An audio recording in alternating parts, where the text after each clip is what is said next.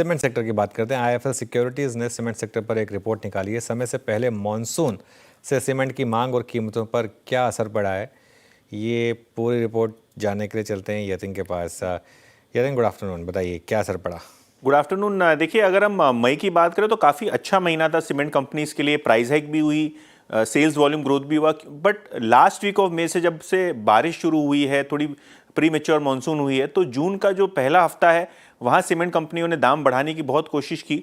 लेकिन कहीं ना कहीं अगर हम सेकेंड वीक में आए तो एक रियलिटी चेक देखने को मिल रहा है। सीमेंट की दाम कम हुए हैं, लगभग 5 से 6 रुपये प्रति बैग, यानी औसत पूरे इंडिया में 2 से 4% के आसपास की आपको प्राइस कट्स देखने को मिल रही है। और इसकी वजह ऑब्वियसली एक मेजर रीजन है मॉनसून।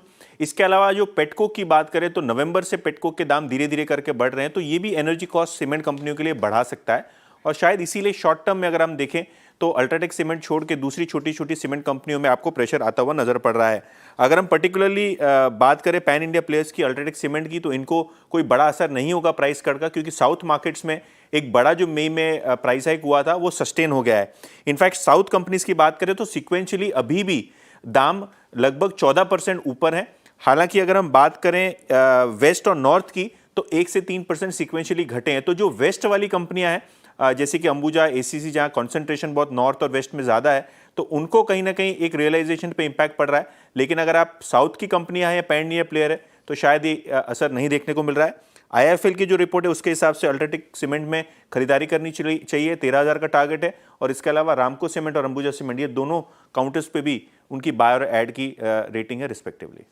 बिल्कुल, शुक्रिया यतिन। और सही में वैसे मानसून थोड़ा जल्दी आ जाए तो हमको भी थोड़ा रिलीफ मिलता है, क्योंकि हमारे ऑफिस के पास 2 सड़कें हैं और पता नहीं बीएमसी के दिमाग में क्या है कि वो खाली नहीं बैठे रहते। वो 2 सड़कें जब फिर उनका दिल करता है वो खोद देते हैं उन सड़कों को। और एक साथ मतलब इस बार तो तीनों तरफ की एक साथ डिगिंग कर दी। अब आपको जो करना है कर लो, आप खुद सोचिए आपको कहाँ से जाना है, हम नहीं बताएंगे। तो वो मतलब एक थोड़ा सा एक रिलीफ मिला हमको कम से कम।